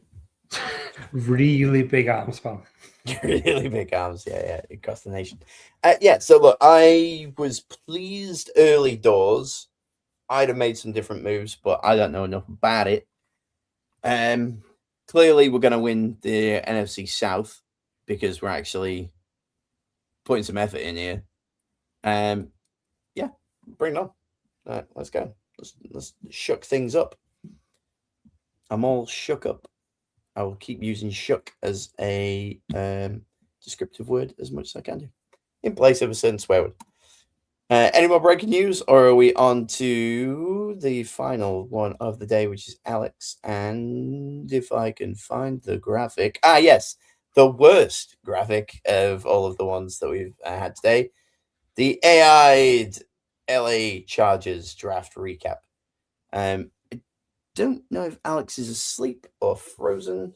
No, I'm good. I'm just checking some stuff. I'm all good. Don't you worry. Don't let us interrupt your day job, Alex. That's perfectly okay. No, it's absolutely fine. Bayern Munich PSG was 5-4, and I was freaking out the fact that it was 9 goals in the Champions League semi-final first leg. Sorry, any apologies. Yeah, so how do I say this very, very nicely? I was bloody right. Do go on, Alex. When we did the annual draft spectacular, I said that the Chargers are all in for Akeem Messidor because they really like him. Yes, he's a little bit older. Yes, he's this. Yes, he's that. Yes, he's the other. But he's a beast, and he will make a day 1 start, and he potentially could take over from Khalil Mack. That is 100% right, and they took Akeem Messidor. And honestly, I forgot it was 3:30 in the morning when Akeem Messidor was taken because I started doing laps around my living room. I was like, it's genuinely what I really like. But he is just an immediate replacement for Odafe Owe, obviously, who we lost during free agency, and put him with Khalil Mack, and it'll be a lot of upside that's there. It'll be really, really good. And yes, we obviously losing Minter in the offseason is a big blow, but I still think the defense will be stellar and absolutely great and really, really, really good. Now, the biggest thing that was need in this draft was tackle and guard and the offensive line. And as you might be able to read, but I wouldn't be surprised if you can't because that graphic is awful. Pretty awful. It's pretty bad. The Chargers didn't take 1. They didn't take 2. They took 3. 4 actually. 4 in this because they drafted a center that's Jake Slaughter, but he's not a center, he's a guard. Is it pronounced Jake Slaughter or Jake's Laughter? That's good. That is really good. And it's really good. Jake's Laughter, really, a lot of divisive opinions about this in the Chargers fandom. Some of them really hate it, and some of them really like it. I'm on the latter of them. I really like it. I think there's a lot of upside here. He faced a lot of the top defensive prospects in the draft during his final year of college and won a lot of them battles. He was very good. The other one that needs to be discussed is Travis Burke. Travis Burke was on a lot of people's lists as, oh my God, let's go get him in the later rounds. He's definitely a necessity. We definitely did that, and we got him. And the other cute little story that I will end on is Brennan Thompson, wide receiver. He ran a 4.26. Wow. Can you imagine a 5'9" slot receiver that can run 4.26 in a Mike Macdonald offense? Yeah. Was he the one? There was that video of Mike McDaniel's getting really excited about picking someone, wasn't there? Was that him? I always say take his shirt off. Yeah, it was Brennan Thompson. Wow. It was for Brennan Thompson. God, he just loves speed, doesn't he? He just wants Speedy Gonzalez out on the field, just under Lee Reba, that whole thing. It's just a freak. And then the picking up for the Quentin Johnson 5th-year option is nice. I quite like it because I like Quentin Johnson. I just wish he could catch. That would be handy. It would be very handy for a wide receiver. But yes, a lot of people are disagreeing with the Chargers draft. Some people think that they weren't very good. Some people think they absolutely nailed it and are immediate Super Bowl contenders. I'm going somewhere in between, and I'm going that this makes us better.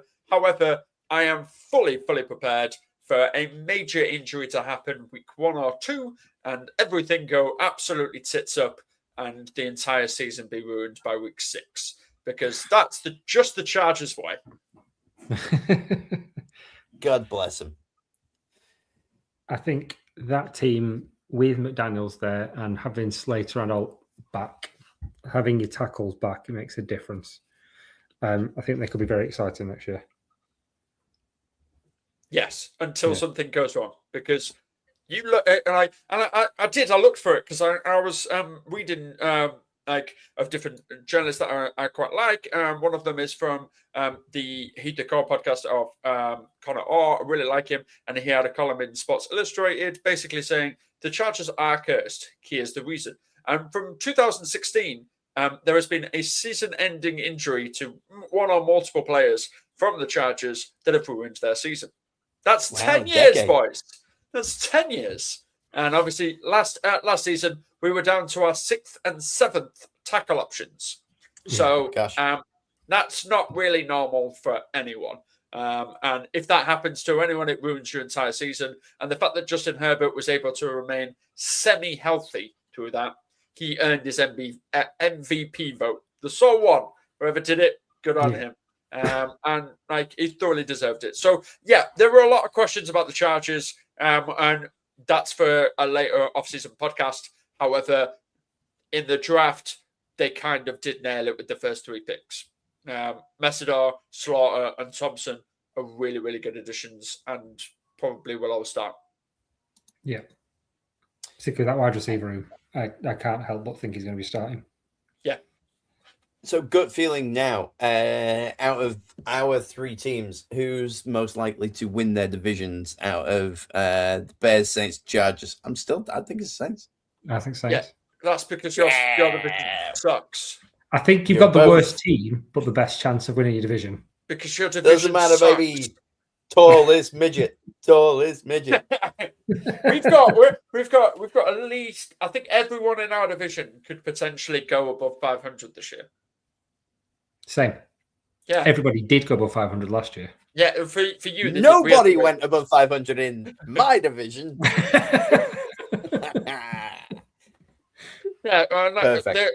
There could be 3 teams in our division that go above 10 wins. Yeah. Same with yours. 10 wins would be nice, Same with yours. but they're not necessary in the NFC South. Yeah. There could be 4 in ours, theoretically, but it won't happen. No, I don't think that 4th will. No, I don't think so. I think you've got you 3, definitely. But I don't think the 4th will. No, You don't think the Lions get it? No. Wow. Saints more likely to make playoffs than Chargers and Bears, says 5 Yard Rush Podcast.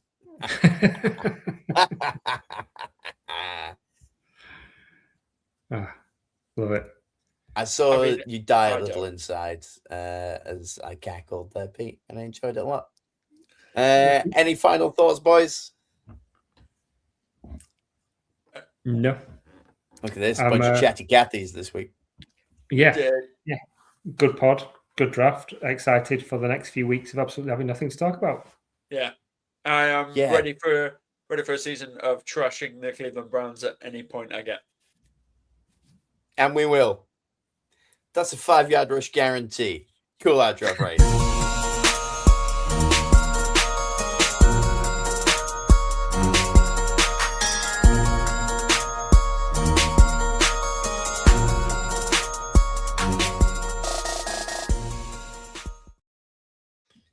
I ran out of time to do a fun thing, so now I just look awkward, and Alex looks like the phone jacker, and I actually like the A-Up Cup. Is the A-Up Cup instead of the Carling Cup now? What are we? The Tuborg Cup, and we're out.